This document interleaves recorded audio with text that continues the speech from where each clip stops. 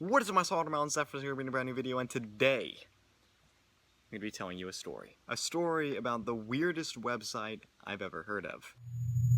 June 1st, 2005.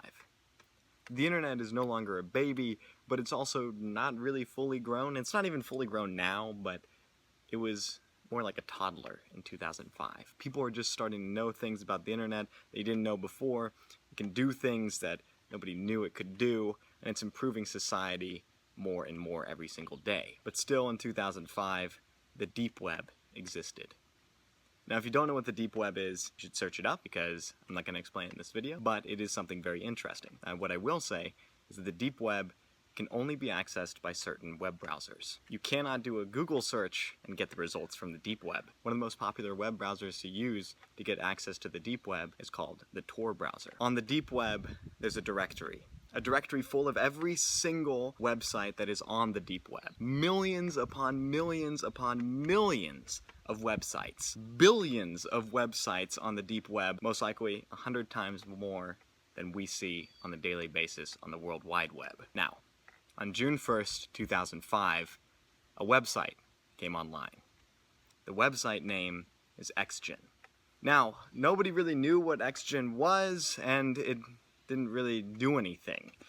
Then a couple of weeks went by, and it started to become one of the most visited websites of that time frame.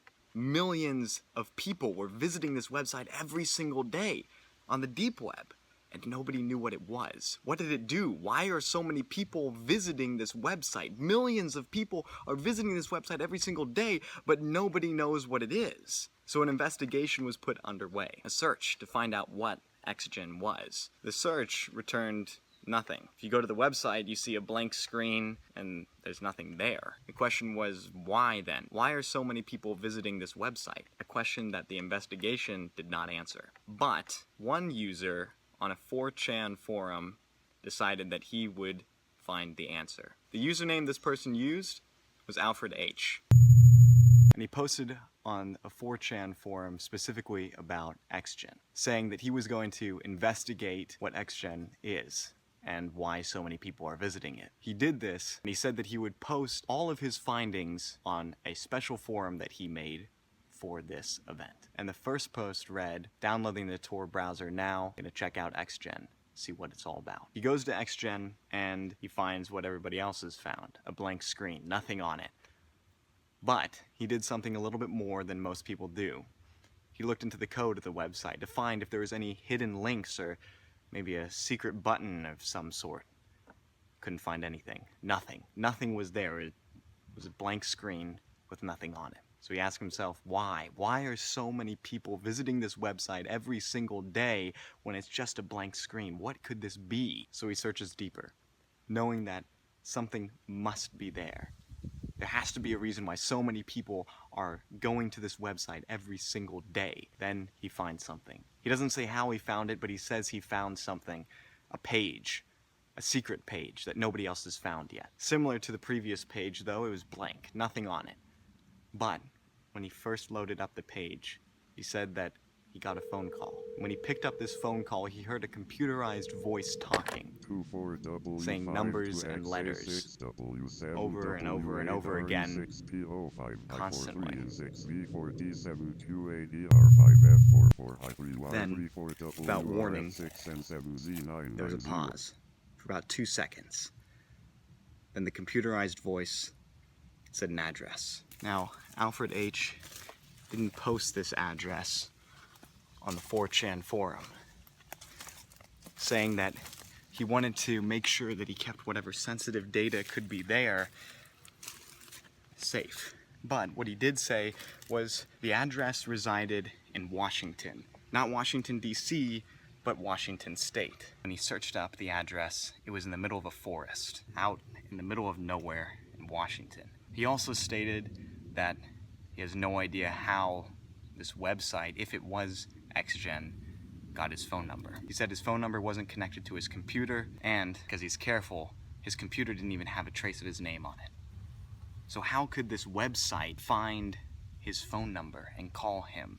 He started to think that maybe it was just a coincidence. Maybe somebody was prank calling him and that it was just a joke. But then he started searching more on the website. Maybe there'll be more clues, he thought. But when he did this, he found nothing else. Nothing else was on the website besides this second page. So he decided to go back to the same web page that had caused the call in the first place.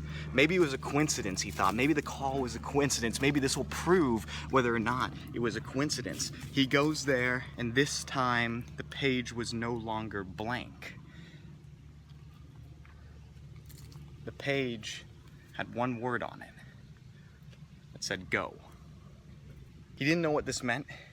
He had no idea what it could mean, but what he took it as was to go to this place. So he posted on the 4chan forum and said, "I'm going to Washington tonight." Still not posting the address. So he goes. 2 weeks passed and there was no post from him. Another 2 weeks passed and there still was no post. Then about a week later, all of his posts were deleted and that subforum was also deleted. Family members were worried, so were some of the online community, so an investigation was put underway for a missing person. Washington is a big state. Without the exact address, who knows where he could be? The investigation led back to 4chan, where the investigators asked the owners of 4chan why they took down his posts, or if they had any leads as to who would have taken them down. They said that nobody had removed the posts, not even them. There was no record of it, nothing. The posts just vanished. So the search continued, trying to find someone who knew where he was. Nothing came up. And a few weeks later, XGen was offline, and that leaves questions. What is XGen? What could it have been? What did Alfred H. find in the forest of Washington? Enthusiasts and amateur investigators went nuts. They went crazy. Tons of theories as to what he could have found out there and what XGen could have been. What I think he found out there was a shack in the middle of the forest. When he opened up the door, he saw flights and flights and flights of stairs, and he walked down deeper and deeper and deeper into the ground until he came up to a locked door. Where this locked door had a keypad next to it. And if he would enter in the combination that he would have had to have written down, that he heard on the phone from the computer voice, the door would have opened. And I think he would have walked through that door and seen a giant locked vault door. Next to it, a small microphone, where he would have had to say some sort of phrase to get the door to open. Maybe something related to go. Maybe go wasn't supposed to be a word, but maybe an abbreviation. And if he got that right, the vault would open. And in it, I think he would see the world's largest database, running for miles and miles and miles in every direction, servers all the way up to the ceiling, deep underground in the forest of Washington, storing every bit of information that the world could have, every single email, message, username, and password, encrypted information, everything in the world on these servers. Now you may ask, by modern day standards, getting a password is almost impossible because it's hashed. It's a one-way function. The user types in the password, it gets hashed and stored, and not even the company who stores that password knows what that password is. But I think if they have that big of a database, they would have some of the world's most powerful supercomputers. Maybe even powerful enough to turn a one-way function into a two-way function, making every single person's password in the whole world available to this company. XGen is still a mystery to this day. Nobody knows what it is. Nobody even knows if that database exists. It does leave me with one question. If that information was actually there, and if that information was actually kept by someone, what would happen? Would that person sell that information? Would they let the world go crazy with it and release it all? If they really had that information, would chaos ensue? Or would nobody care? XGen is not a real company, and there's no website on the deep web for it. Not to my knowledge. And that database, who knows? That whole story is not real. It's fictional. But maybe something real like that does actually exist. And maybe you are Alfred H, and you can find it. And that's the end of this video. Thank you so much for watching. I'm Fmressel signing off. I'll see you next time.